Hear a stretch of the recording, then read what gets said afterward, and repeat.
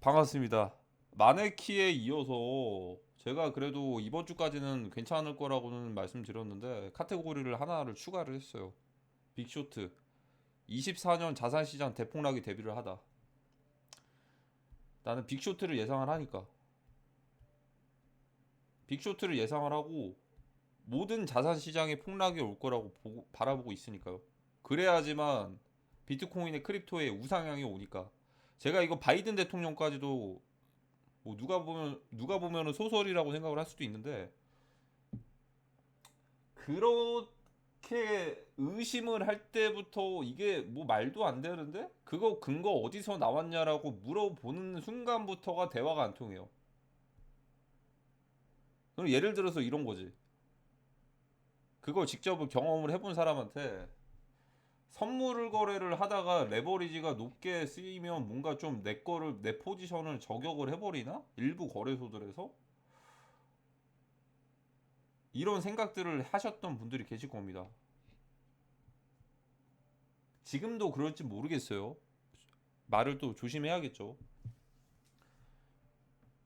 근데 그게 맞다라면 일반적인 사람들이 거기에 대한 증거를 내세울 수가 있어요? 거래소 내부자가 아닌 이상 일반 투자자들이 그 증거들을 어떻게 가져오죠? 모든 것들은 심증에서부터 시작이 되는 거고 모든 이제 정황이나 이런 것들은 심증에서 시작이 되는 거예요. 심증에서. 그러니까 이 자산 시장의 폭락에 대한 이런 기준들이나 시나리오도 모든 것들이 심증에서 시작이 되는 거고 100% 확률은 없겠죠.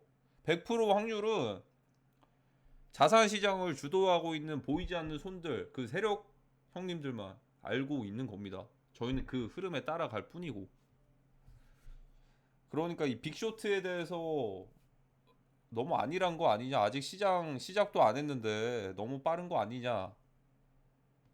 좀 안 맞는데? 난 더 갈 것 같은데? 많이 사시면 돼요. 국내 거래소에서도 알트들 많이 사시면 되고 주변에서도 본인의 소신을 그렇게 얘기하셔도 돼요. 그 정도로 자신이 있으면 그러면 됩니다. 뭐 비아냥되는 게 아니고 그걸 굳이 따지고서 댓글에다가 뭐 저점을 놓쳤니 많이 뭐 이런 것들 뭐 상관은 없어요. 이제는 상관이 없어요. 상관이 없는데 그렇게 소신이 있으면 자신 있게들 가시면 되는 겁니다. 저는 빅쇼트를 보고 있으니까. 그러니까 제가 하는 말 자체에서 부정을 할 수밖에 없어요. 왜냐하면 알트코인 만약에 지금 예를 들어서 어떤 코인들을 사가지고 지금 3월 달부터 조정이 와가지고 회복도 못한 상황에서 마이너스 40%예요. 그런데 제 영상을 보면 어떨까요? 좀 흔들릴 수가 있겠죠? 근데 나는 더 오를 것 같은데? 그러면 다른 영상 가면 돼요. 나는 3월 15일부터 여기가 어깨다라고 얘기를 했으니까 시즌 1이 끝났다라고. 그러면 시즌 1이 좀 빨리 끝났으면 좋겠나요? 어차피 끝날 건데 매수 구간들 계속해서 열어주면 어떻게 될까요? 그냥 희망 고문하면서 계속 이제 매수를 하는 거겠죠. 그러면 지금의 자산 시장들을 이끌고 있는 게 누군데요? 블랙록이 그러면 이것들이 책임을 져요? 기관들이 승인받았던 현물 ETF 그거는 본인들이 그냥 장터를 대신해서 대행해 주는 거예요, 그냥. 본인들 그 ETF를 구매를 하면 기관들이 구매를 하면 그거 대신 해가지고 구매 들어온 만큼 본인들이 사가지고 보관해 주는 거예요. 수수료 받아 먹으면서 가격에 대한 변동성에 대한 책임을 전혀 지지 않고 책임을 진다는 것 자체가 말이 안 되는 거죠. 그러면 기관들이 이제 막 들어왔는데 손해 아닌가요? 4만 달러부터 7만 달러까지 올렸는데요.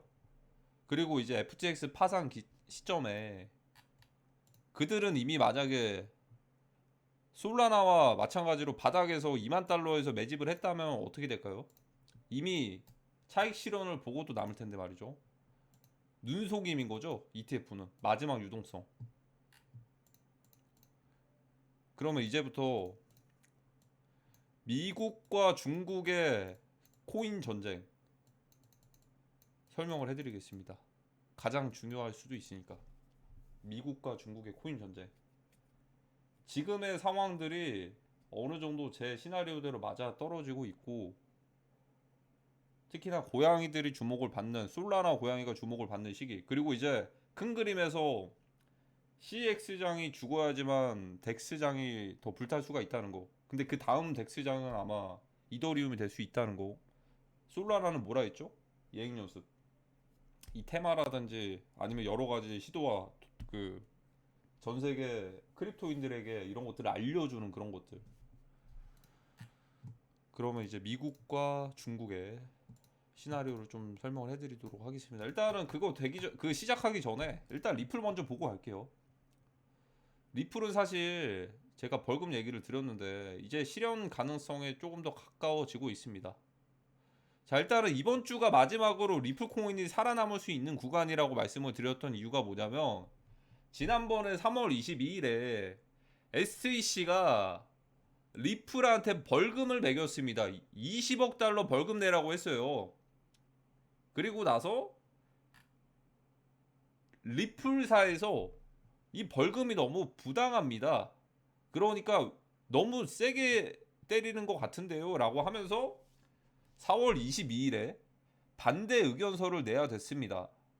그리고 반대 의견서를 냈죠. 그리고 반대 의견서를 내는과 동시에 내면서 동시에 리플의 벌금을 마련하기 위해 리플 벌금빔을 만들어 냈어야 됐는데 그런 빔들이 안 나왔죠.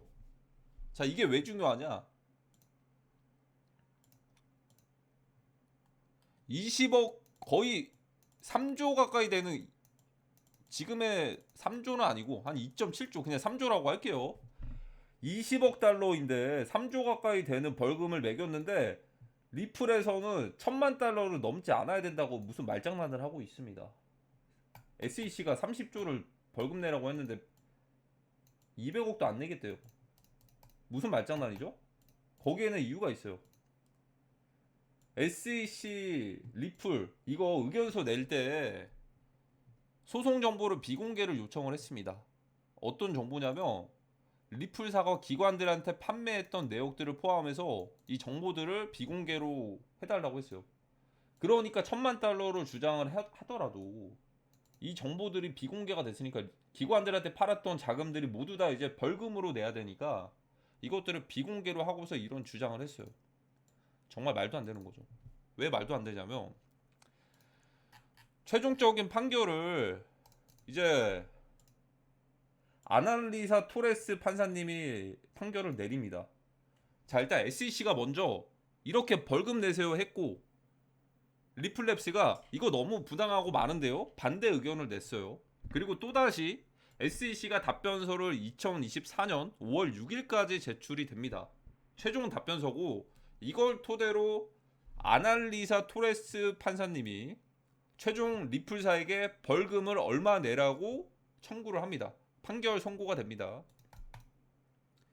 아날리사 토레스 이 판사님은요 어떻게 판결을 했던 사람이냐면 개인들에게 매도했던 거는 증권이 아니라라고 이제 판시를 해놨고 판결문에 기관들에게 투자 판매를 했던 건 증권이다. 그러니까 리플사에서 기관들한테 판매된 내역들을 비공개로 요청한 이유가 있겠죠. 그냥 한 텀 숨고르기로 넘기려고. 그러니까 1000만 달러를 주장을 하는 거예요. 허무맹랑하게. 어차피 이게 비공개된 상황이니까 사람들이 이걸 모르니까. 근데 최종 판결이 나오겠죠. 그럼 최종 판결이 어떤 식으로 나올까요? 당연히 이 판사님은 리플이 기관 투자자들에게 판매될 것들이 증권이라고 이렇게 얘기를 했어요. 당연히 그러면 기관 투자자들에게 판매를 했던 이 금액들만큼 벌금을 매기겠죠. 대신에 일반 대중들에게 판매한 건 증권이 아니다라고 뭔가 좀 긍정적인 것처럼 보이지만 지금 리플사가 CX 거래소 있죠.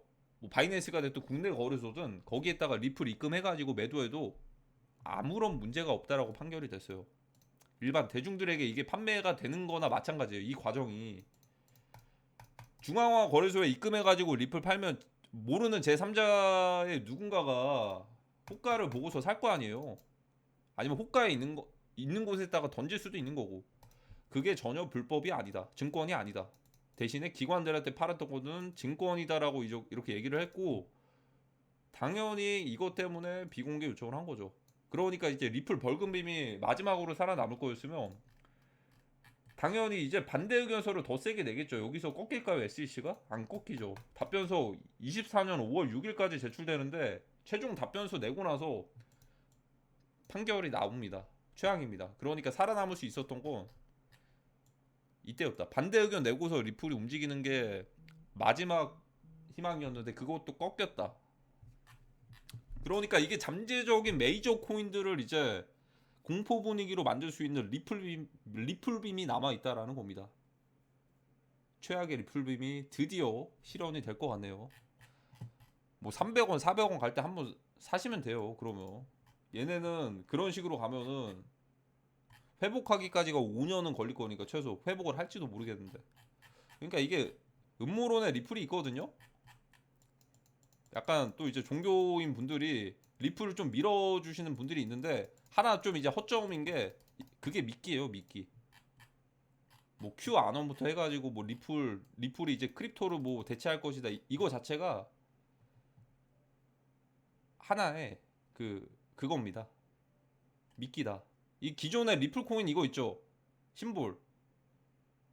이거 구글의 크롬이나 그런 것처럼 666으로 이거 뒤덮여 쌓인 거 악마의 코인입니다. 악마의 코인. 또 하나 재밌는 거.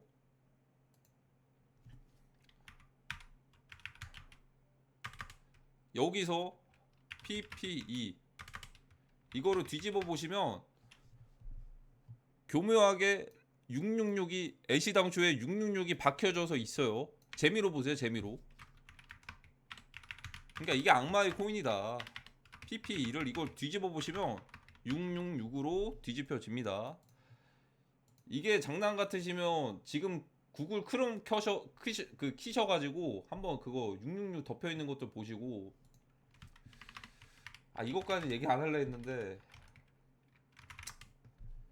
뭐 언젠가는 또 지금 사실 이런 것들은 알더라도 그게 있어요. 어차피 바꿀 수 있는 게 없어요. 바꿀 수 있는 게 없으니까 대놓고 그런 심볼이나 어젠다들이 많이 표시들이 요즘에 많이 나오고 있는 겁니다. 왜냐고요? 어차피 알아도 바꿀 수 있는 거 없으니까. 이미 너무나도 성장을 많이 해왔고 특히나 이제 돈에 얽매이는 그런 이 시스템이 너무나도 좀 이제 저희가 거기에 치여서 살고 있잖아요. 웬만하면은 예를 들어서 내일 직장 나가기 싫은데 내가 만약에 돈이 없으면 나가야 되죠. 근데 만약에 수중에 만약에 몇십억이 있어요. 직장 안 가도 돼요. 근데 직장에서들 이제 그 흰신을 맞으라고들 해요. 강요들을 합니다. 난 이거 아직까지 임상실험도 안 되고 1년밖에 나오지도 않았고 위험한 거 같은데 왜 강제로 맞으라 하지? 라고 했을 때 만약에 경제적으로 자유로웠으면 나 그냥 때려칠래 하고서 그 기간에 그 소신을 지키면서 안 맞을 수도 있었겠죠. 근데 그거조차가 안 되니까 그 룰에 따라갈 수밖에 없다. 자, 그러면 일단은 리플 얘기는 여기까지. 더 큰 게 남아 있으니까. 홍콩 ETF가 있습니다. 홍콩 ETF. 이 구조가 정말 좀 독특해요. 뭐냐면 순서가 바뀌었습니다.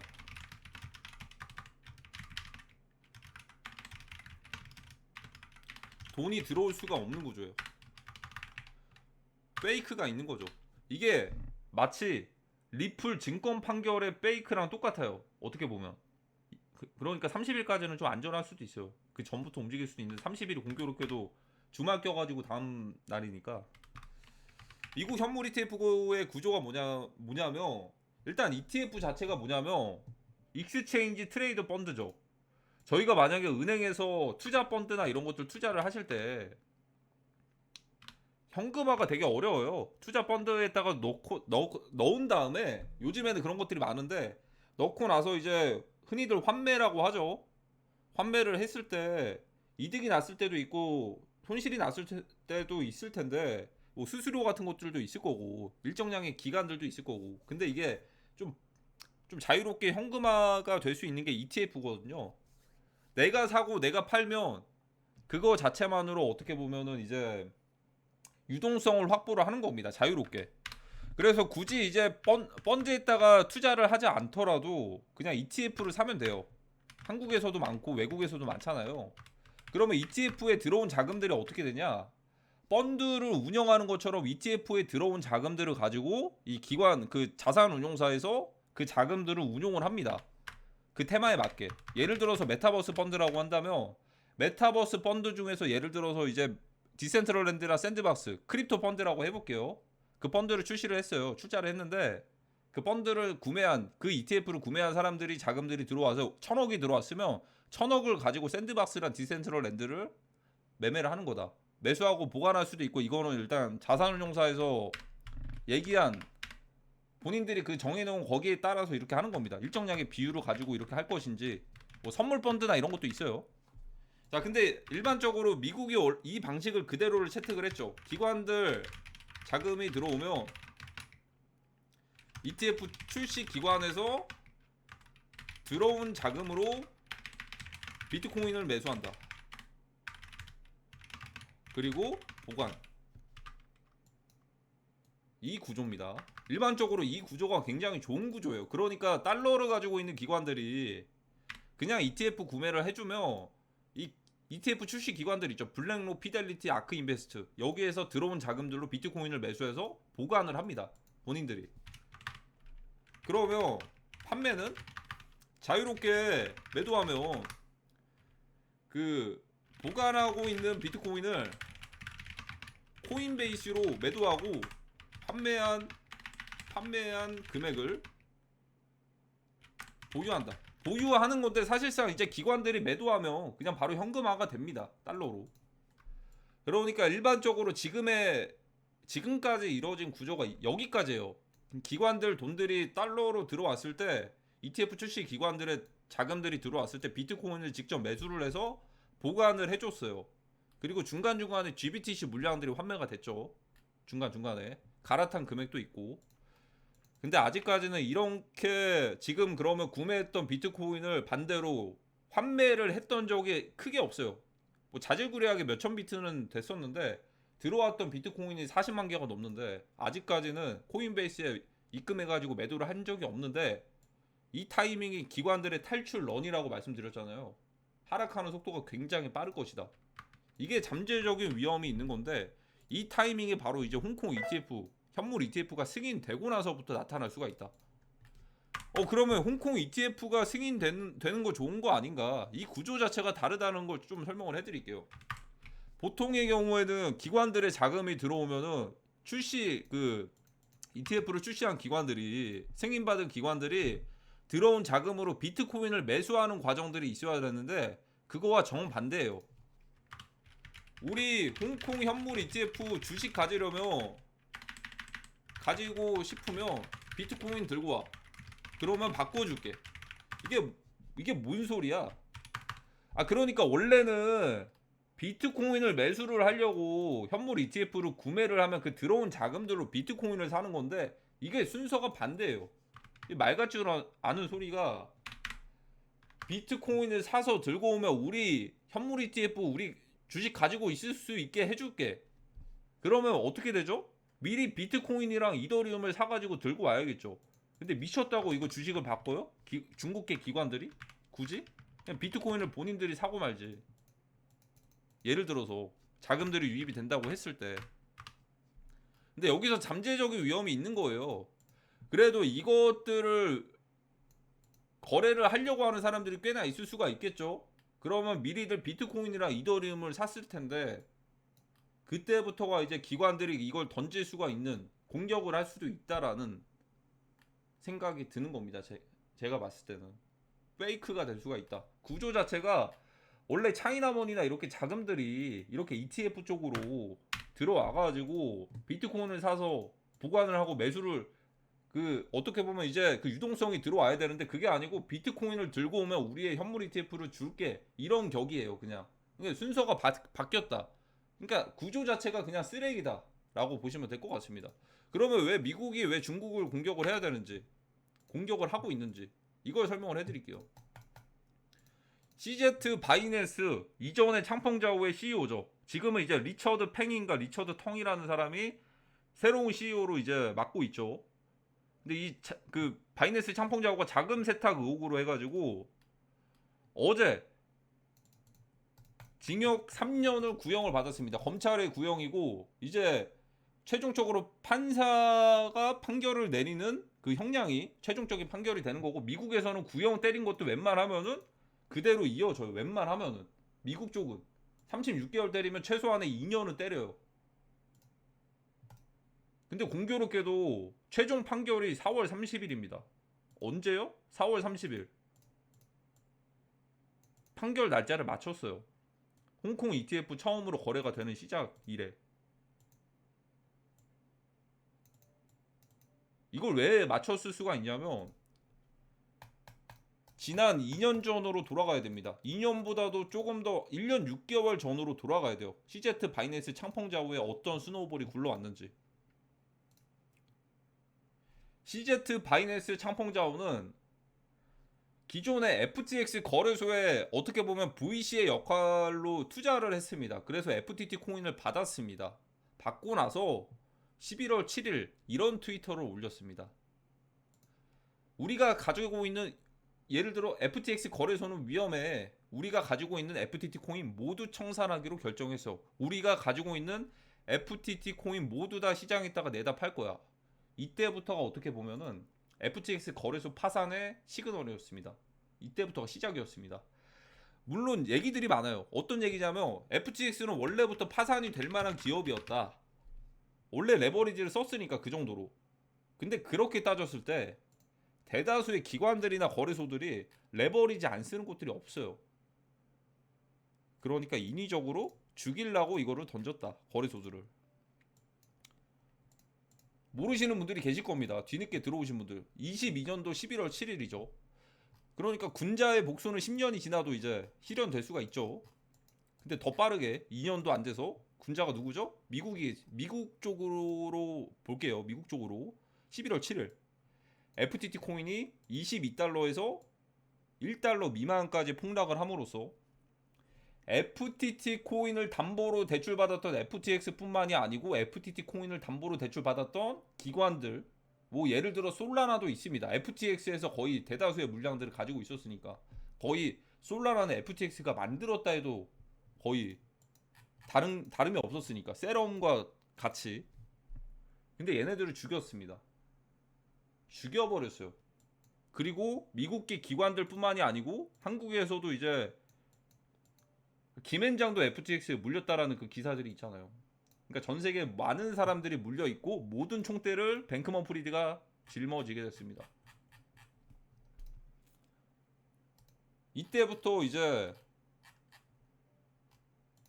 시작이 됩니다.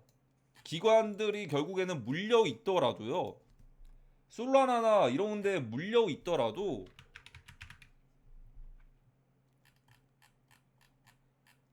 끝까지 팔지를 않았으면 물린 건 아니겠죠. 물려 있더라도. 이때부터가 시작입니다. 이때부터 솔라나에 물려있던 기관들과 보이지 않는 손들이 FTX 사이클을 만들어냈다. 물렸던 모든 유동성을 이때부터 시작을 한 거다. 솔라나 플러스 거기에 코인베이스에 상장한 민코인 뭐가 있죠? 봉크. 제가 작년에 소개를 해드렸던. 그리고 최종적으로 제가 전에 말씀드렸던 어떤 게 있죠? FTX 보유 솔라나 물량 경매가 어제인가 이제 시작이 된 걸로 알고 있거든요. 이제 FTX가 보유한 물량들을 모두 청산을 했다. 그러면 뭐다? 올려줄 이유가 없다. 여기에다가 더해서 그러면 미국이 중국 쪽을 공격하기 위해서 어떤 식으로든 움직이고 있는지. 일단 첫 번째로 바이낸스 먼저 이렇게 공격을 하고 있죠. FTX 파산의 시그널이 바이낸스 창펑자우라는 거 누구나도 다 알고 있는 사실인데 사실상 트위터에서 민심이 반반이에요. 창펑자우 덕분에 덕을 본 사람도 있고 욕을 하는 사람들도 있어요. 특히나 아마 이것 또한 미국과 중국의 싸움이 될 것 같아요. 당연히 중국계 사람들은 창펑자우를 옹호할 수밖에 없고 그 반대로 미국계 FTX 사람들은 창펑자우의 시그널로 먼저 그걸 앞당겼다라고들 생각들을 하고 있어요. 뭐 플러스 해가지고 뭐 중간중간에 루나라든지 이런 것들도 터지기도 했지만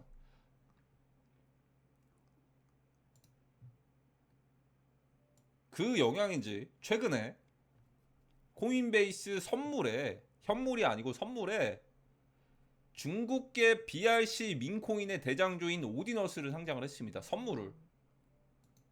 그리고 폭락을 했죠.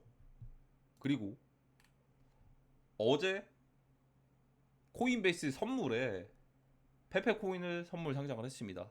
현물 상장도 안 했는데 말이죠. 그리고 오늘 솔라나의 와이프 코인이 선물 상장이 됩니다. 현물이 아니고 선물이. 선물만 상장한다는 건 이건 좋지가 않은 겁니다. 죽이겠다라는 거일 수도 있어요. 코인베이스 포지션에서는 보통은 현물 상장하고 선물을 상장하거든요. 바이낸스는 다를 수가 있어요. 바이낸스는 선물 상장하고 현물 상장해서 피날레를 찍는 게 중국의 고유한 마켓메이커들의 방식일 수도 있는데, 이거 자체가 무언가를 겨냥을 한 것이다. 그러니까 봉크는 미리 현물 상장까지 해줬는데 와이프 코인을 선물 상장만 해주고는 솔라나의 대장이었죠.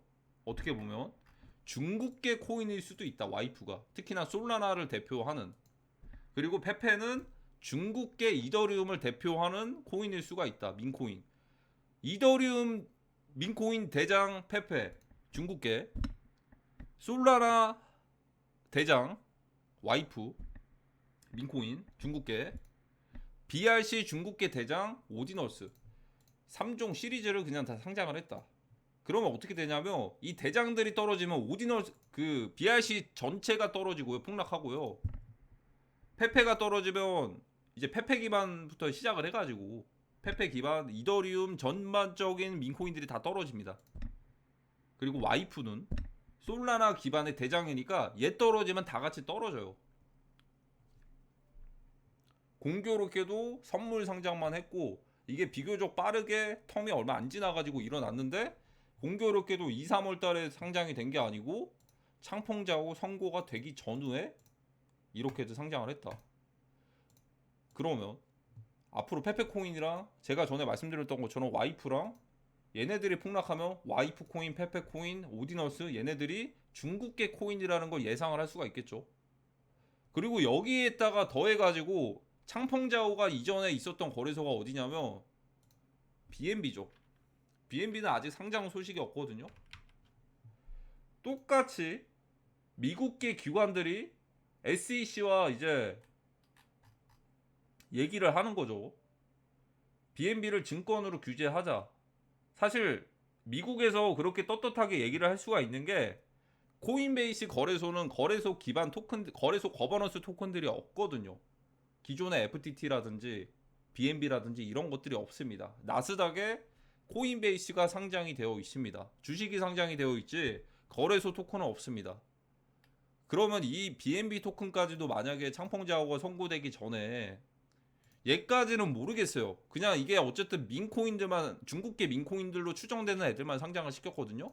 오디너스, 페페, 그리고 얘네들은 메인이에요. 솔라나 메인 중국계, 페페 그 이더리움 메인 중국계, BRC 메인 중국계. 중국계라고 얘기를 하는 건 아직은 까봐야 되는 거고, 얘네들 상장시키고 폭락을 한다면 중국계가 될 수가 있고 공격이 될 수도 있겠죠. 근데 여기다가 BNB까지 만약에 코인베이스에서 선물 상장을 하게 된다면 이건 그냥 완벽한 중국인들에 대한 고래 싸움이 이제 시작이 되는 거죠. 거기다가 이제 홍콩 ETF가 거래가 되는 시점에는 어떻게 해야 된다고 했죠? 비트코인을 미리 사들고 와가지고 주식이랑 바꿔야 된다고 했죠. 그러면 미리 사들고 있었던 이것들 유입되려고 하는 중국계 세력들에게, 중국계 이제 자본가들에게도, 기관들에게도 홍콩이나 이것들을 미리 샀던 것들을 그냥 덤핑해가지고 던져버릴 수도 있겠죠. 공격을 어차피 할 거면.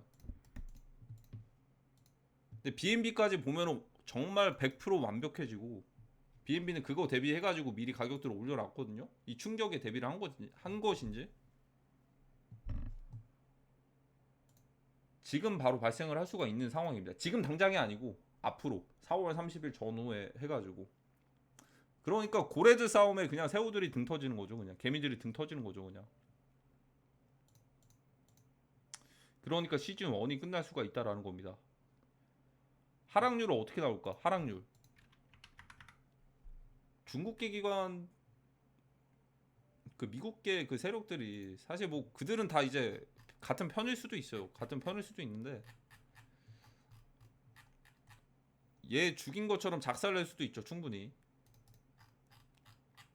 이미 제도권화가 됐고 예를 들어서 미국계 현물 ETF 그것들을 이제 현금화 해버리고 수많은 달러와 이제 테더를 가지고 아니면 USDC를 가지고 그것들로 이제 공매도 포지션에 정말 좀 유리하게 할 수도 있겠죠. 어차피 비트코인으로 이득들을 봤으니까 시즌 1이 종료가 된다면 정말 최악의 상황이 나올 수가 있다. 지금이 이제 시작이 될 수가 있어요. 앞으로가 얼마 안 남았습니다. 그러니까 제가 빅쇼트 카테고리를 하나 만들었습니다. 저는 근데 이런 것만 좀 기다렸을 수도 있어요. 언젠가는 빅쇼트 지금까지 경험해보지 못했던 빅쇼트가 다가올 수가 있을 거라고 예상을 했으니까. 다만 근데 그거를 미리 외치기에는 너무 빠르고 지금쯤에는 외칠 수가 있을 것 같습니다. 근데 물론 이것 또한 코인 시장의 정답이 어디 있겠어요? 제가 어떻게 다 맞추겠습니까? 그쵸? 근데 저는 그냥 그렇게 생각을 한다. 그러면 아직까지 2억이나 3억이나 알트코인들 더 갈 것 같은데, 그러니까 더 갈 것 같으면 사면 되는 거고 저는 안 갈 것 같아요. 그냥 저는 그러니까 갈 것 같다라고 얘기를 하는 유튜브로 가시면 되고 같이 편승을 하시면 되시겠죠. 그쪽에 더 갈 것 같다라고 얘기들 많이 하시는 곳에 거기로 편승을 하시면 될 것 같습니다. 이게 제가 생각하는 빅쇼트 최종 시나리오입니다. 그러니까 속도감을 낼 수밖에 없는 게 이번 주에 고양이가 그래서 제가 마네키 코인을 얘기를 한 게 아직까지 바이낸스에 고양이 코인이 없거든요. 그런데 만약에 급하게 그런 것들을 상장시켜서 그렇게 좀 피날레를 만들어내면 그 다음에 대폭락을 대비를 해서 최악의 상황들이 다가오는 빅쇼트의 시작이 될 수도 있다라는 거죠. 대신에 그 과정에서 고양이를 좀 알릴 수는 있겠는데 어떻게 보면 메인장은 알트코인 CX장이 죽어야지만 올 겁니다. 덱스 메인장, 이더리움. 그때부터가 이제 NFT와 이더리움의 불장이 본격적으로 시작이 될 겁니다. 당장은 아니겠지만 폭락하고 당장 나오진 않는데 폭락하고 나서 최소 몇 주는 걸리겠죠. 근데 다음은 결국에는 솔라나가 아니고 이더리움인 게 뭐냐면 FTX 보유 물량 이제 경매하잖아요. 경매 진행이 됐잖아요.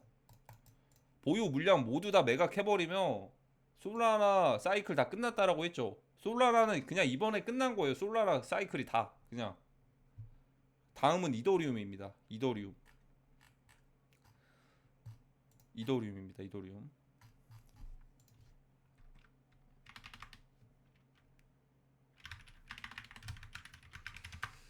NFT의 시그널이요? 아마 이 담보대출 한번 다 청산시키고들 갈 것 같은데 아마 그 청산 소식들이 있으면 그때가 바닥이 되지 않을까. 아직은 뭐 이제 비트코인이랑 같이 좀 게이지로 모을 수도 있고요.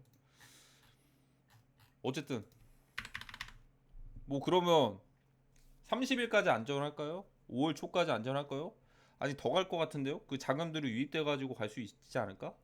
코인 시장에 정답은 없습니다. 정답은 없고 지금은 대응이 중요한 것 같고요. 어쨌든 저는 빅쇼트를 미리 예상을 하고 바라보고 영상을 찍는 겁니다. 빅쇼트가 다가왔을 때 이 그레이트 리셋을 피한 사람들이 많은 도움이 되실 수도 있을 거라고 생각을 하니까 제 스타일이 그래요. 제 스타일이 당장 내일을 얘기를 하는 게 아니고 전체적인 큰 맥락을 보면서 잡아드리면서 시나리오를 쓰는 거지 이게 정답이 될 수만은 없다. 자 그러면 이번 영상은 여기까지 하도록 하겠습니다. 감사합니다. 좋아요 댓글 한 번씩 부탁드립니다.